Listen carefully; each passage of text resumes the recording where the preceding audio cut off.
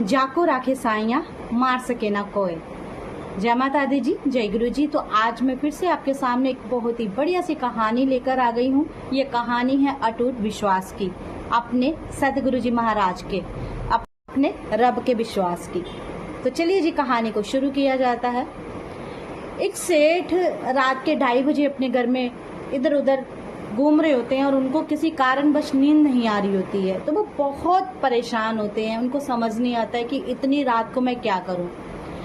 तो वो उठते हैं और अपने घर से बाहर कुछ ही दूरी पे जब निकलते हैं तो देखते हैं कि रास्ते में एक मंदिर है। तो बस वो उस मंदिर में जाते हैं और जैसे ही मंदिर के करीब पहुंचते हैं तो वो वहां देखते हैं कि एक इंसान भगवान की मूर्ति के आगे सर पटक पटक कर रो रहा है। वो बड़े ही प्रेम पूर्वक उस इंसान के पास जाते हैं और उसे उठाकर पूछते हैं कि तुम इतना क्यों रो रहे हो, इतना क्यों इस वक्त आधी रात को इतना परेशान हो रहे हो, क्या परेशानी है तुम्हें। वो गरीब इंसान आप बीती सुनाता है कि मैं मेरी जो धर्म पत्नी है सेठ जी, वो बहुत बीमार है। डॉक्टरों ने उसका जवाब दे दिया है। डॉक्टर कह रहे हैं कि सही टाइम पर अगर उसका इलाज नहीं हुआ तो वो 15-20 दिन की मेहमान है। सेठ को उसकी ये कहानी सुन के बड़ी दया आती है और सेठ अपनी पॉकेट में हाथ डालते हैं और जितने भी उनके पास पैसे होते हैं वो सारे उस इंसान को दे देते हैं और उससे कहते हैं कि तुम मेरा एड्रेस ले लो, मेरा पता ले लो, अगर और भी पैसों की ज़रूरत पड़ी तो मैं तुम्हें दे दूंगा। तो जब वो उस गरीब इंसान से पता लिखने के लिए कहते हैं तो वह गरीब इंसान बोलता है, नहीं नहीं सेठ जी, मुझे आपका पता नहीं चाहिए, मेरे पास तो उसका पता है। अब सेठ अचंभे में पड़ जाता है कि इसके पास आखिर किसका पता है जो ये मेरा पता ही नहीं ले रहा। तो संकोच बस सेठ जी उससे पूछते हैं कि भाई तुम्हारे पास किसका पता है जो तुम मेरा एड्रेस ले ही नहीं रहा, मेरा पता ले ही नहीं रहा। तो वो गरीब इंसान मुस्कुराया और बोला, जी मेरे पास इसका पता है, यानी कि मेरे रब का पता है, मेरे भगवान का पता है। सेठ बोलते, अच्छा वो कैसे।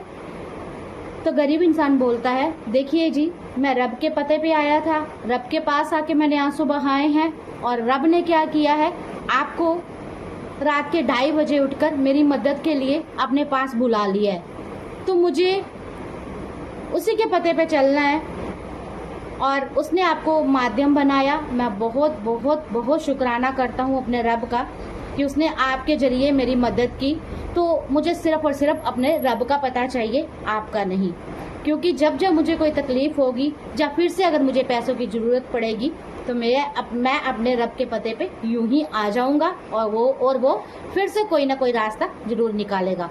तो सेठ को बड़ी हैरानगी हुई और उस पर बड़ा प्यार आया और सेठ उसे घर पे लेकर गया और उसे और बहुत सारे पैसे दिए इलाज के लिए, जिससे उसकी बीवी जो है स्वस्थ हो गई और अपने घर को आ गई।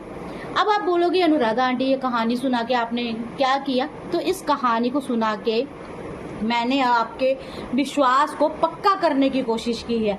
भले ही मुझे सही तरीके से कहानी सुनाना नहीं आई है, बीच में भी छोटी छोटी प्रॉब्लम्स हुई हैं, मिस्टेक्स हुई हैं, लेकिन समझने वालों को समझ भी आ गया है, मैं जानती हूँ। देखिए, कहते हैं आपका विश्वास आपका रब है। जब आपने अपना सब रब को सौंप दिया है तो फिर आपको किसी दूसरे इंसान की ज़रूरत ज़िंदगी में नहीं पड़ती। हमने कितनी सांसें लेनी है ये रब ने तय किया हुआ है, हमने कितना भोजन खाना है ये रब ने तय किया हुआ है, हमें कहाँ से क्या मिलना है ये रब की प्लानिंग है, हमने कितने वर्ष यहाँ काटने हैं ये रब की प्लानिंग है, हमारा पत्ता कब कटना है ये भी रब की प्लानिंग है।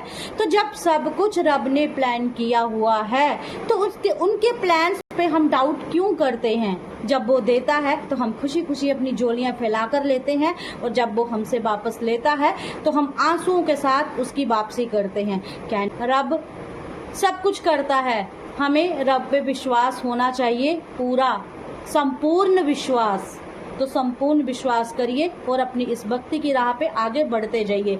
संपूर्ण विश्वास से ही आप ईश्वर को पा सकते हैं, संपूर्ण विश्वास से ही आप ईश्वर की राह पे चल सकते हैं और संपूर्ण विश्वास से ही आप इस जगत को चला सकते हैं। जाने अनजाने में मुझसे कोई भूल चूक हुई हो या कोई गलती हुई हो तो मुझे क्षमा कीजिएगा। जय माता दी, जय गुरु जी।